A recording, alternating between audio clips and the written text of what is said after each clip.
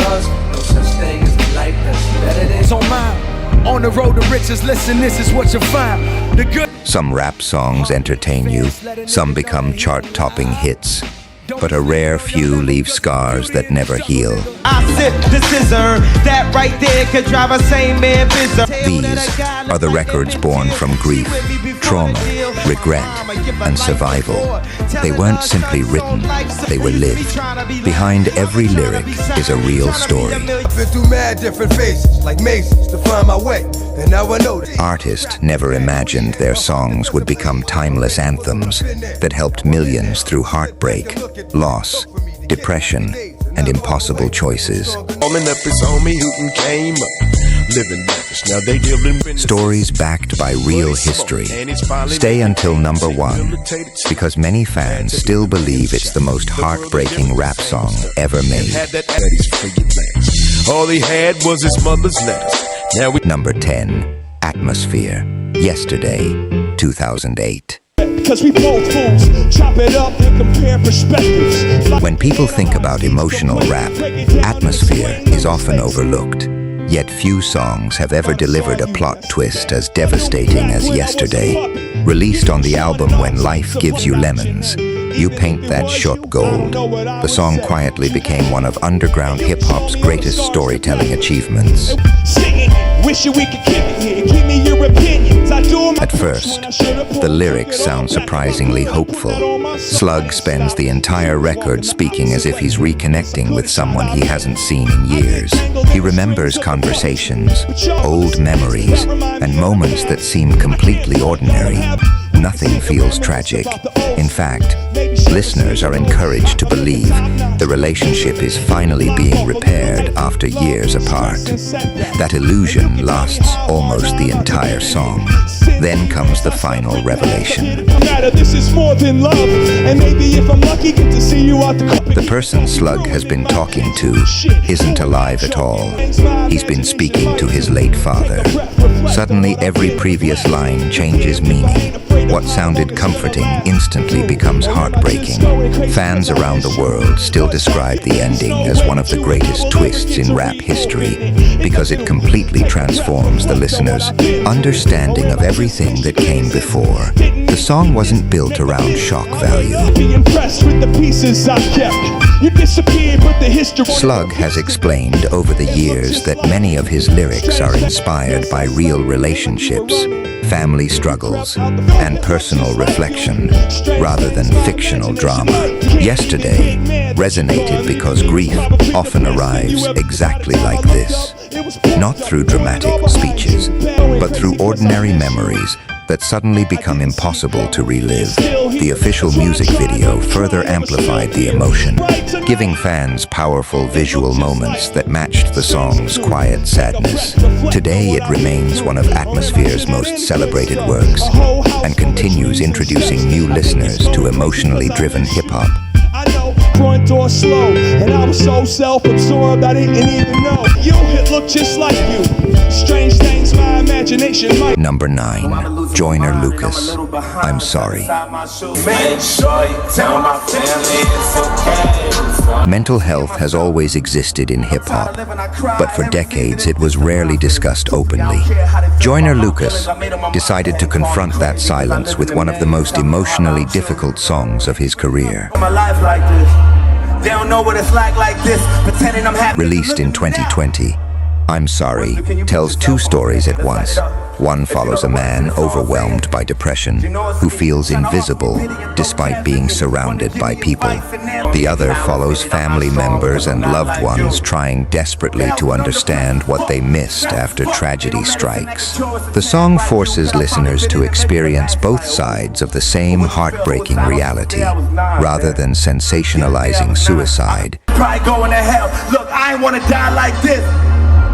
Joyner focused on isolation, hopelessness, and the painful misunderstandings that often surround mental illness. Every verse builds tension through internal dialogue, making listeners feel trapped inside the character's thoughts. By the end, there is no triumphant resolution, only difficult questions about how many cries for help go unnoticed until it's too late. I can't stay, so much weight. The official music video became just as impactful as the song itself. Millions of viewers praised its honest portrayal of depression and the emotional weight carried by families left behind. Mental health organizations and fans alike highlighted the record for encouraging conversations that hip-hop had often avoided.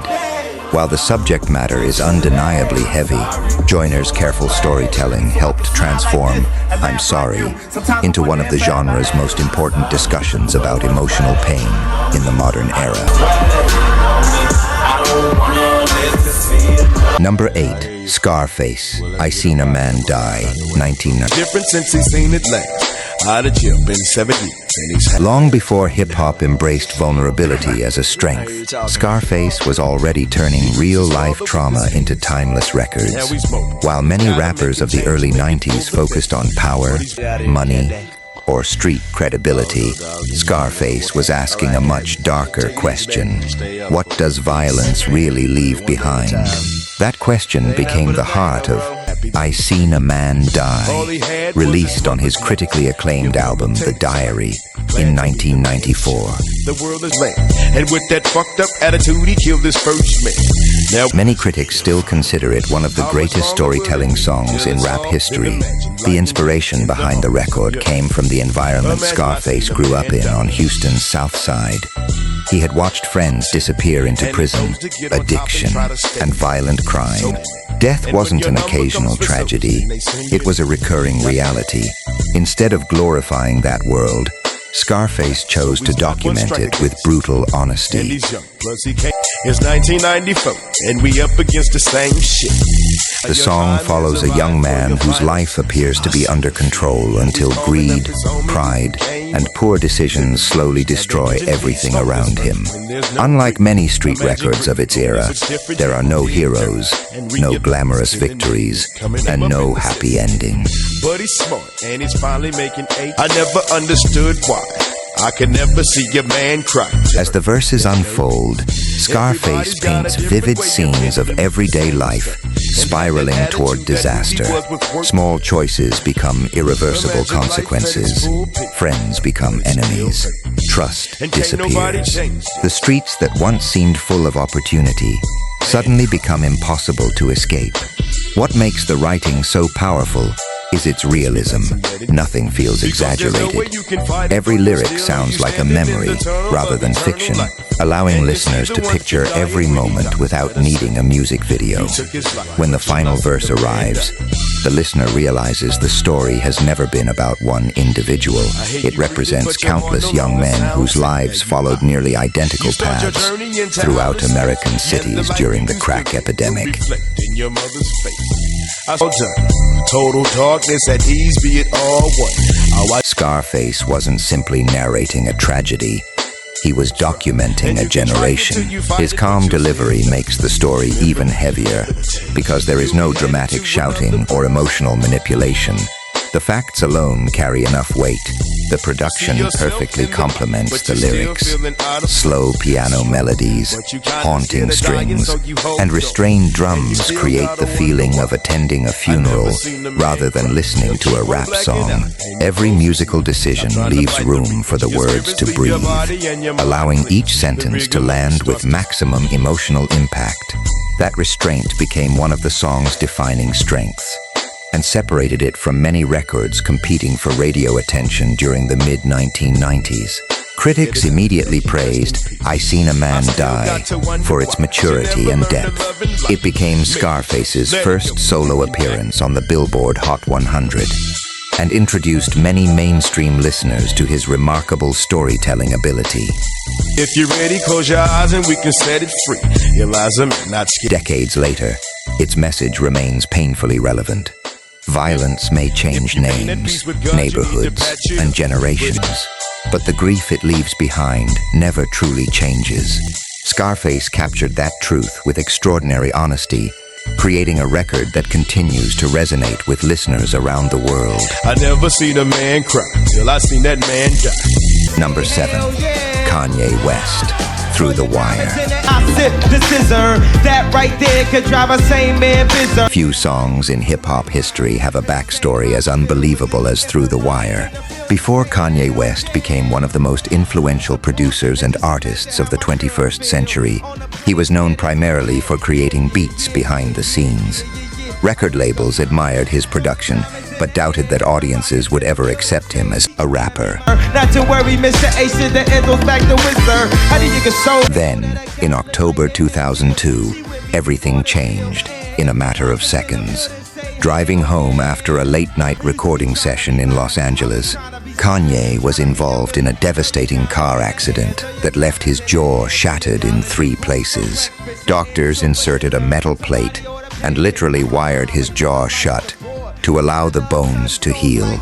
For many people, such an injury would have ended any hope of recording music for months. Kanye chose the opposite path. Only weeks after leaving the hospital, with his mouth still wired shut and speaking in tremendous pain, he entered the studio to record Through the Wire. If y'all can feel how my face felt, you will know how Mace felt. The title wasn't symbolic. It described exactly how he performed the vocals. Every word required extraordinary effort. Every verse reflected a determination to prove that the accident had not broken his ambition. Rather than focusing entirely on the crash itself, Kanye transformed the experience into a larger story about perseverance. He rapped about almost losing his life, facing uncertainty, refusing to surrender his dreams, and realizing how quickly success could disappear. Listeners could literally hear the swelling in his voice, making the emotion impossible to fake.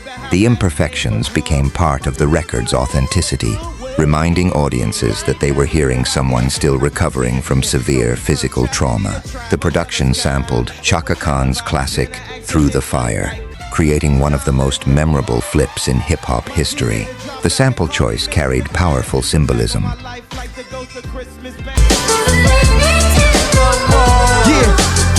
Just as the original song spoke about enduring hardship for love, Kanye repurposed it into an anthem about surviving life itself.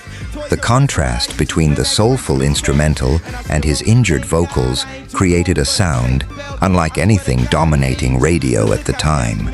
The official music video included real footage from Kanye's hospitalization, his damaged vehicle, and his recovery. Those weren't movie props. They were genuine moments from one of the most frightening experiences of his life. Viewers immediately understood that this wasn't a marketing stunt.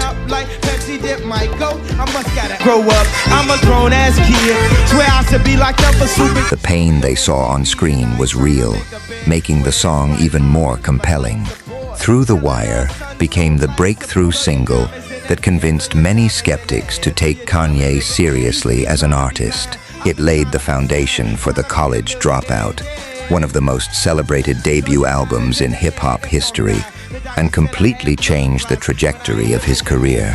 More importantly, it demonstrated that vulnerability could be just as powerful as confidence. Instead of hiding his injuries, Kanye placed them at the center of his music and inspired countless artists to embrace honesty over perfection. More than 2 decades later, Through the Wire remains one of rap's greatest comeback stories, not because it celebrates fame, but because it captures the moment a young artist refused to let tragedy define his future. Sometimes the strongest voices are the ones that almost disappeared before the world had the chance to hear them. Question. What if somebody from the shadow was Number 6, DMX, Slippin', 1998. It's when I caught a buzz, I'm thinking about how short I was. Going too fast, I wouldn't last. Before DMX became one of the biggest names in hip-hop, his life had already been shaped by abandonment, abuse, addiction, and survival. While millions knew him for his aggressive delivery and raw energy, those closest to his music understood that behind the barking voice was someone carrying decades of emotional scars. No song exposed those wounds more honestly than Slippin', released in 1998 on his second studio album Flesh of My Flesh, Blood of My Blood. Unlike many autobiographical rap records, Slippin' never tries to make DMX look invincible. Instead, it opens a door into the darkest chapters of his childhood. I've been through mad different phases, like Mason. Born Earl Simmons in Yonkers, New York, he spent much of his early life enduring physical abuse at home. Court records and later interviews confirmed that his mother frequently beat him, sometimes severely enough to require medical attention. Eventually, he was sent to children's homes and group facilities, where he often felt abandoned and forgotten. Those experiences left emotional wounds that followed him well into adulthood. As the beat begins, DMX immediately strips away the larger-than-life image that fans associated with him. His voice carries exhaustion instead of anger. He raps about feeling lost, questioning his future, and trying to understand why life seemed determined to knock him down every time he tried to stand up. There are no fictional characters and no exaggerated street stories. Every verse feels like pages taken directly from his personal diary. One of the song's most powerful themes is relapse, not only into addiction, but into despair itself. DMX repeatedly admits that no matter how hard he fought to improve his life, there were moments when he felt himself slipping backward. That brutal honesty resonated deeply with listeners who understood that recovery is rarely a straight line. Success does not erase trauma. Fame does not cure depression. Money cannot rewrite childhood. DMX wasn't pretending to have all the answers. He was documenting the struggle of surviving each day. The chorus became one of the most memorable in hip-hop history because of its heartbreaking simplicity. To live is to suffer, but to survive, well, that's to find meaning in the suffering. Those words weren't just lyrics. They reflected a philosophy that DMX carried throughout his life. The quote, inspired by deeper philosophical ideas, became a message of resilience for countless fans facing their own hardships. Producer Dame Grease kept the instrumental deliberately restrained. Gentle piano melodies and soulful vocal samples replaced the hard-hitting production commonly associated with late 1990s rap. The music gives DMX space to tell his story without distraction, allowing listeners to focus entirely on his words. Every crack in his voice, every pause, and every breath reinforces the authenticity of what he's saying. When Slippin' was released, fans were stunned. The same rapper who dominated clubs with tracks like Rough Rider's Anthem suddenly revealed a level of vulnerability rarely seen in mainstream hip-hop. Critics praised the record as one of the album's emotional centerpieces, while listeners connected with its message on a deeply personal level. Over the years, it has become one of DMX's most respected songs, often cited alongside his greatest lyrical performances. Looking back after DMX's passing in 2021, Slippin' carries even greater emotional weight. Many of the battles he described in the song, including addiction and inner turmoil, continued throughout his life. Rather than diminishing his legacy, those struggles made the record even more honest. It reminds listeners that even the strongest voices can be fighting invisible battles. For millions of fans around the world, Slippin' remains more than a rap song. It is proof that vulnerability can be one of the greatest forms of strength.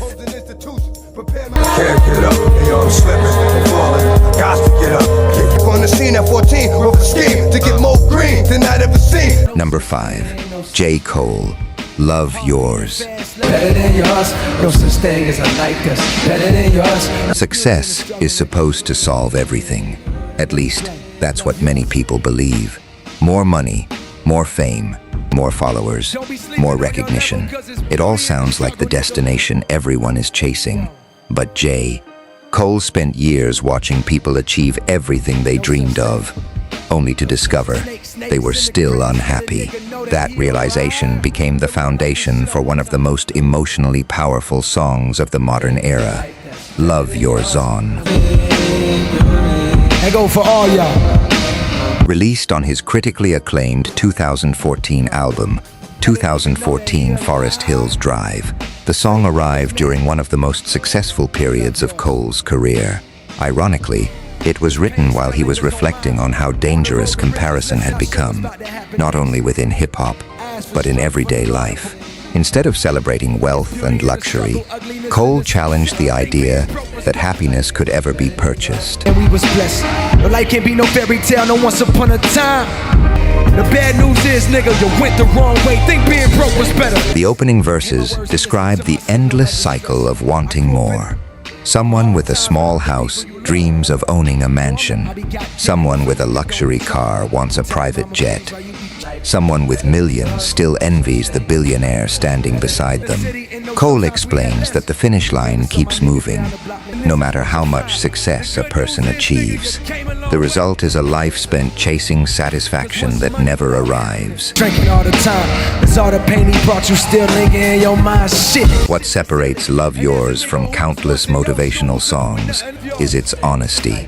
Cole admits that he experienced these same feelings himself. Despite platinum albums, sold-out concerts, and worldwide recognition, he realized that comparison was quietly stealing his peace.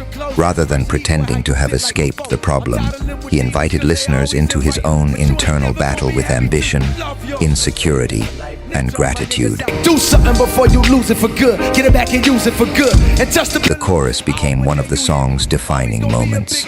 There's no such thing as a life that's better than yours. That single sentence has been quoted millions of times across social media, graduation speeches, podcasts, and motivational talks. It resonates because it addresses a universal struggle. Almost everyone has looked at someone else's life and wondered why their own wasn't enough. there's been some legendary shit, man, until the next. Musically, the production reflects the message perfectly. Warm piano chords, soulful vocals, and understated percussion create an atmosphere of reflection rather than celebration. There is no urgency to impress the listener. Instead, the instrumental encourages quiet thought, allowing Cole's lyrics to become the emotional centerpiece. Drinking all the time, it's all the pain he brought you still lingering in your mind. Shit. Better than yours, no such thing as a like us. Better than yours. Although Love Yours was never designed as a commercial blockbuster, it quickly became one of the most beloved songs in J. Cole's catalog. Fans regularly describe it as life-changing, explaining that it helped them through depression, anxiety, financial struggles, and periods of self-doubt. Concert audiences often sing every word together, transforming the performance into something that feels more like group therapy than entertainment. Thing is a like us. Better than yours, no such thing as a like us. The message became even more relevant as social media continued to dominate modern life. Platforms filled with carefully curated images of success made comparison almost unavoidable. Years before conversations about digital mental health became mainstream, Cole had already warned listeners about measuring their happiness against someone else's highlight reel. Was blessed, but life can't be no fairy tale, no once upon a time. Today, Love Yours stands as one of hip-hop's greatest reminders that emotional wealth matters just as much as financial success. It proves that one of the most powerful messages a rapper can deliver isn't about becoming richer than everyone else. It's about learning to appreciate the life you already have before it's too late.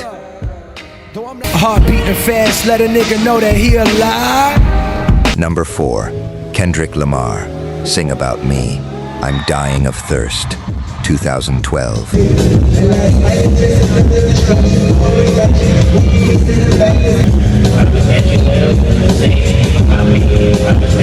Some rap songs tell a story.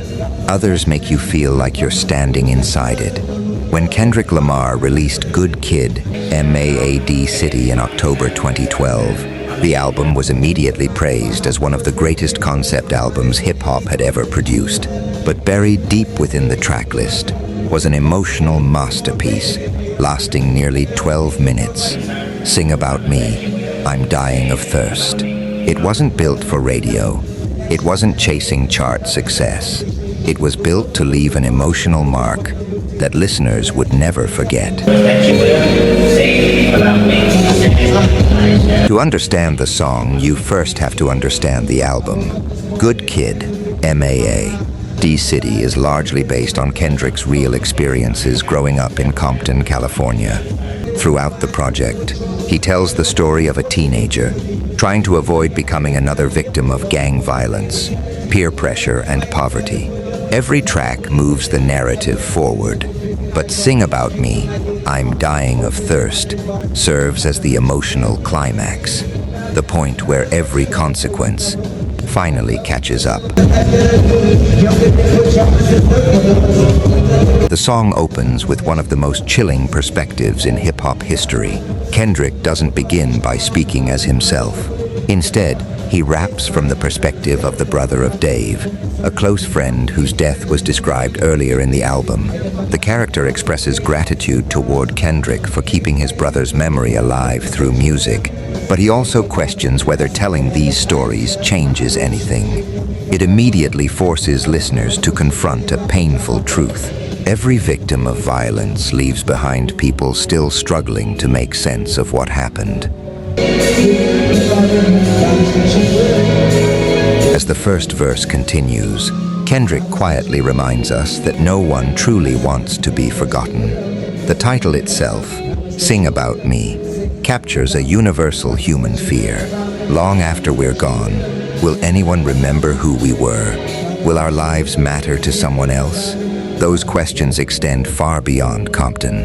They're questions every person eventually faces, making the song deeply personal, even for listeners who have never experienced street violence. The second verse shifts dramatically. Kendrick adopts the voice of the sister of a young woman who appeared earlier in the album. She's angry, defensive, and convinced that people only judge her family without understanding their struggles. Rather than portraying her as a stereotype, Kendrick gives her humanity. She speaks with frustration, vulnerability, and pain, showing how easily society overlooks the circumstances that push people toward desperate choices. Then something extraordinary happens. Before she can finish telling her story, the verse abruptly cuts off. The sound of gunfire interrupts her voice forever. It's one of the most shocking artistic decisions in modern rap. There is no warning, no dramatic build-up, just silence. Kendrick intentionally leaves the verse unfinished to symbolize how violence steals not only lives, but also stories that will never be completed.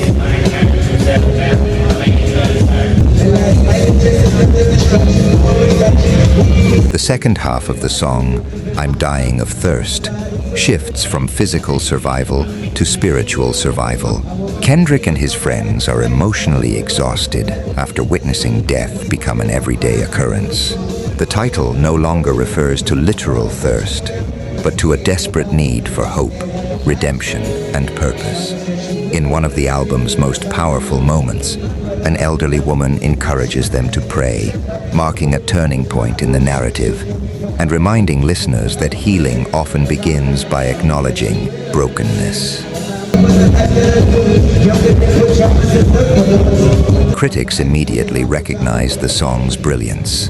Publications such as Rolling Stone, Complex, Pitchfork, and many others praised it as one of the greatest storytelling achievements of the decade.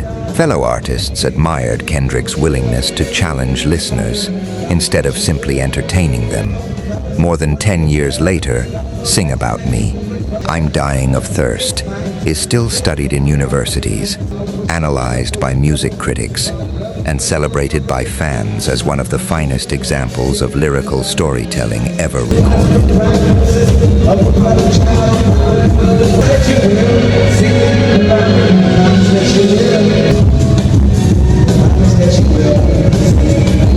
Number 3, the notorious b.i.g.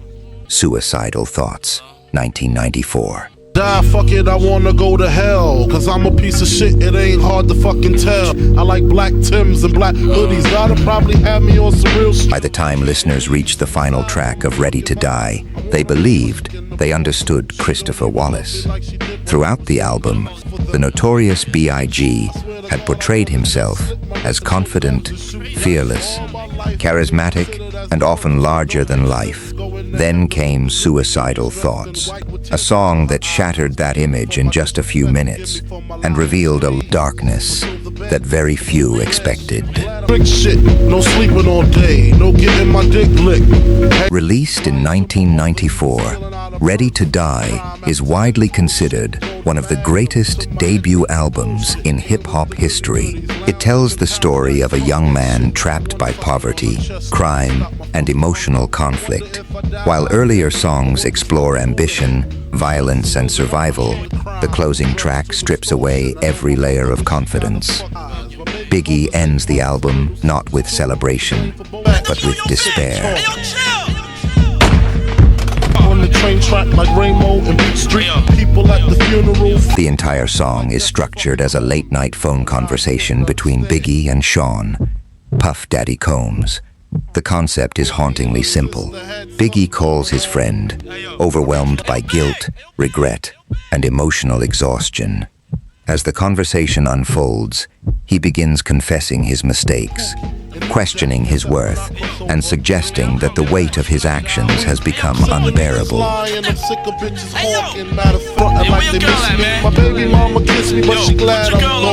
One reason the record remains so unsettling is because of its realism. There are no exaggerated sound effects or dramatic orchestration. Instead, listeners hear an ordinary conversation slowly become a life or death situation. Puff repeatedly tries to reassure him, but the words never seem to break through the darkness consuming Biggie's mind. The listener becomes an unwilling witness to a tragedy unfolding in real time.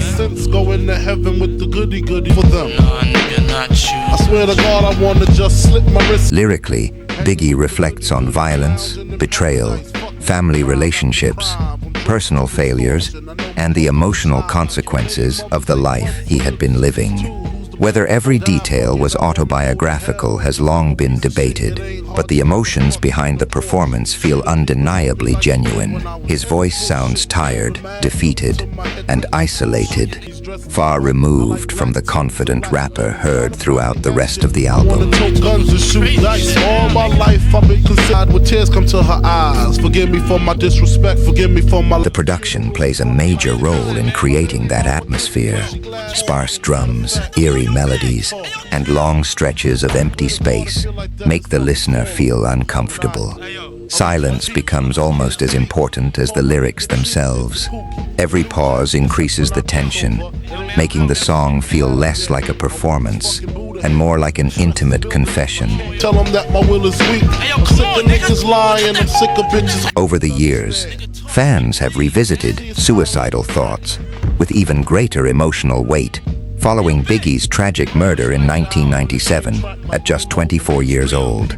Although the song should never be interpreted as a literal prediction of his death, many listeners find it heartbreaking to hear such vulnerable emotions from an artist whose life would end so soon. It serves as a reminder that public confidence often hides private struggles. She don't even love me like she did dick lick. Hanging with the goodies, lounging in paradise. Music critics continue to praise the song for its courage. At a time when many rappers carefully protected images of toughness, Biggie allowed listeners to hear fear, hopelessness, and emotional collapse. That honesty influenced generations of artists who later became more willing to discuss depression, anxiety, and mental health through hip-hop. When I was younger, sucking on her chest just to stop my fucking hunger. The official audio remains widely available online, and the track continues to appear on lists of the greatest album closers ever created. More than 30 years later, Suicidal Thoughts still feels unsettling because it forces listeners to confront emotions that many people try to help hide. It reminds us that behind every larger-than-life public figure is a human being, capable of experiencing overwhelming pain. Crack did the Pookie and New Jack, except when I cross over. I wonder if I died, would tears come to her eyes? Forgive me for my disrespect. Number 2, Tupac, Dear Mama, 1995. Passed away, but I didn't cry, cause my anger couldn't let in all the rules. And shed tears with my baby sister over the... There are songs that become classics because they sell millions of records. Then there are songs that become timeless because they tell the truth. In 1995, at the height of one of the most turbulent periods in his life, Tupac Shakur released Dear Mama, a record that would forever redefine what vulnerability could sound like in hip-hop. More than 3 decades later, it remains one of the most respected rap songs ever written, not because of flashy production or commercial success, but because every line feels painfully real. Father, he was gone. I hung out on the streets, though back at the time I never thought I'd see a face. To understand why Dear Mama became so important, you have to understand Tupac's childhood. Born to Afeni Shakur, a former member of the Black Panther Party, Tupac entered the world surrounded by political activism, financial hardship, and constant uncertainty. His family struggled with poverty, and Afeni battled drug addiction during parts of his childhood. Despite those challenges, Tupac never forgot the sacrifices she made to keep him alive. He saw both her flaws and her strength, and instead of choosing one over the other, he wrote about both. But mama, I reminisce on the stress I caused. It was hell. That honesty is what separates Dear Mama from almost every tribute song that came before it. Tupac doesn't paint his mother as a perfect person. He openly acknowledges her addiction, the hardships they endured, and the pain their family experienced. But rather than allowing those struggles to define her, he chooses forgiveness.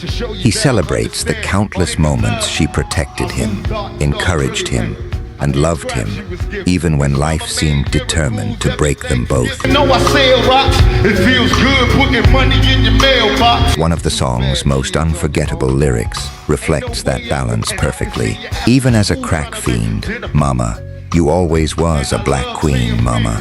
In one sentence, Tupac captures unconditional love without ignoring reality. He reminds listeners that people can struggle with addiction and still deserve dignity, compassion, and respect. It was an incredibly mature perspective for a young artist in his early 20s, and one that resonated with millions of families facing similar circumstances. Shed tears with my baby sister. Over the years we was poured in The production, built around a soulful sample from Joe Sample's In All My Wildest Dreams, creates an atmosphere of warmth and reflection. The instrumental never competes with Tupac's voice. Instead, it wraps around his words like a comforting embrace, allowing every memory to land with emotional weight. His delivery shifts effortlessly between gratitude, sadness, admiration, and regret, making the listener feel as though they're reading a personal letter rather than hearing a commercial rap record. Mom, you all appreciate it. I was a fool with the big boys breaking all the rules. When Dear Mama was released, the response was immediate. The song became one of Tupac's biggest hits, reaching the Billboard Hot 100 and earning widespread critical acclaim. More importantly, it connected with people far beyond hip-hop audiences: mothers, fathers, sons, daughters, teachers, and families from every background found something deeply relatable in its message. It proved that rap music could tell deeply personal stories, capable of touching anyone willing to listen. To show you that I understand, appreciate. Over the years, Dear Mama has received countless honors. In 2010, the Library of Congress selected it for preservation in the National Recording Registry, recognizing its cultural, historical, and aesthetic significance. It became the first solo hip-hop recording ever to receive that distinction. Remarkable achievement that confirmed what fans had believed for years. This wasn't just an important rap song, it was an important piece of American music history. They show the young nigga love. You never left me alone because you cared for me, and I can see you after. The official music video continues to attract millions of viewers on YouTube, introducing new generations to Tupac's heartfelt tribute. Even decades after his tragic death in 1996, Dear Mama remains one of the songs most closely associated with his legacy. Every Mother's Day, it finds new life as listeners revisit its timeless message of gratitude, forgiveness, and unconditional love. One day, running from the police, that's right. My rules, and shed tears with my baby sister over the years. Perhaps the greatest achievement of Dear Mama is that it changed the emotional possibilities of hip-hop. It showed that strength isn't found in hiding your feelings, but in expressing them honestly. Tupac proved that a rapper could speak openly about love, pain, family, and vulnerability without sacrificing authenticity. In doing so, he inspired countless artists to tell their own stories with the same fearless honesty. Young me and my mama had beef, 17 years old, kicked out as we was poor than the other little kid. And even though we had Number 1, Eminem, Stan, 2000. Okay.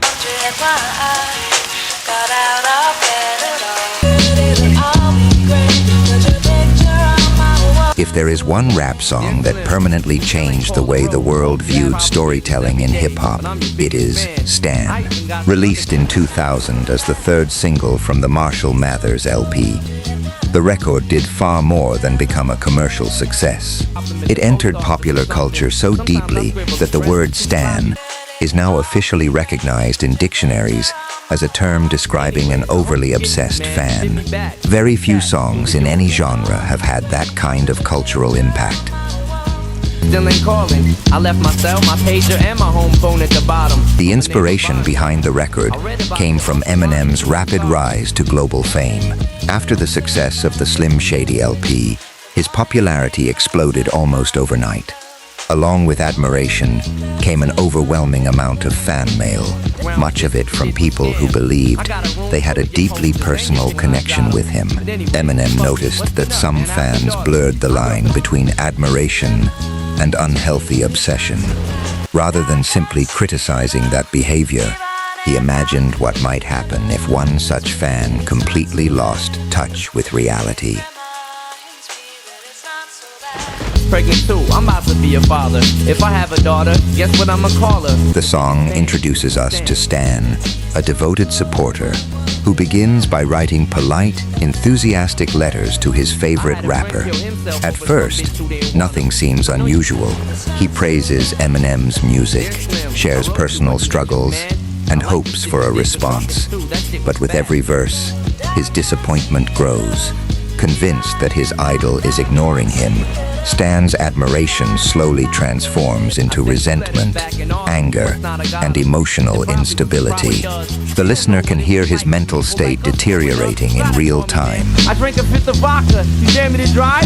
You know this song by Bill Clinton? I ain't mad. I just think it's fucked up you don't answer fans. What makes the story unforgettable is its realism. Eminem never portrays Stan as a cartoon villain. Instead, he depicts someone struggling with loneliness, trauma, and untreated emotional pain. Stan isn't driven solely by celebrity obsession. He's searching for understanding, validation, and someone who seems to speak directly to his experiences. That emotional complexity transformed the song into something much deeper than a cautionary tale about fandom. Dear mister, I'm too good to call and write my songs. So when I have a shitty day, I drift away and put them on, cause I don't really got. The production plays a crucial role in creating the atmosphere. Built around Dido's haunting vocals from Thank You, the instrumental feels cold, lonely and reflective. The sound of rainfall, distant thunder, and subtle ambient effects makes listeners feel as though they are sitting inside Stan's car while he records his final message. Every creative decision intensifies the growing tension without distracting from the narrative itself.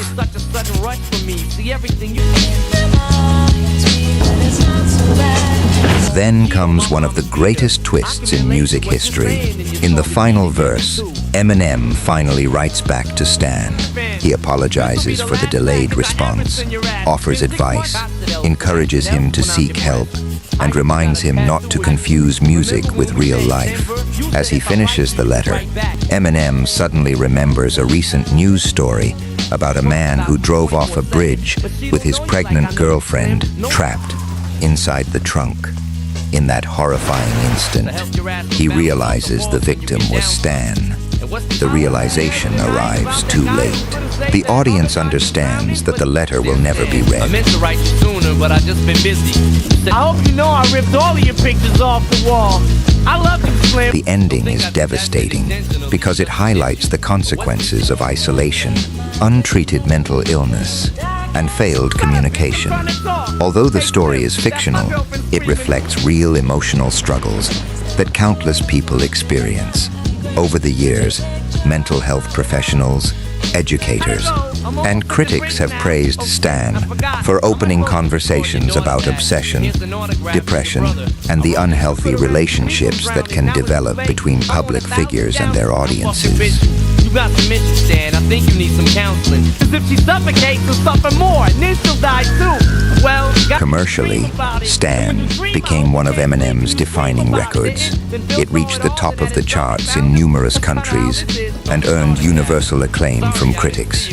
Rolling Stone, NME, Complex, and countless other publications have consistently ranked it among the greatest hip-hop songs ever written. The official music video, featuring actor Devon Sawa as Stan and Dido appearing as herself, remains one of the most recognizable rap videos ever released and continues to attract millions of views on YouTube.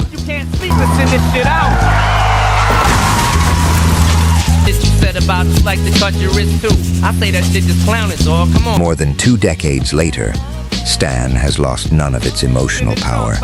Its influence extends far beyond music. The term Stan is now part of everyday language, proving how deeply the song entered global culture.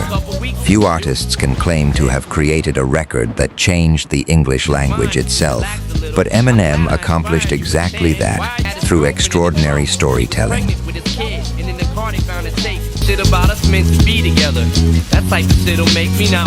And that's what makes Stan the most emotional rap song ever recorded. It isn't simply sad. It isn't just dramatic. It's a masterclass in empathy, suspense, character development, and social commentary.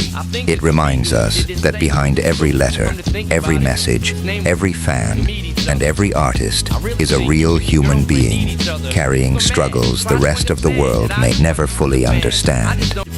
Like adrenaline, the pain is such a sudden rush for me. See every life. Remember when we met in Denver? You said if I write you, you would write.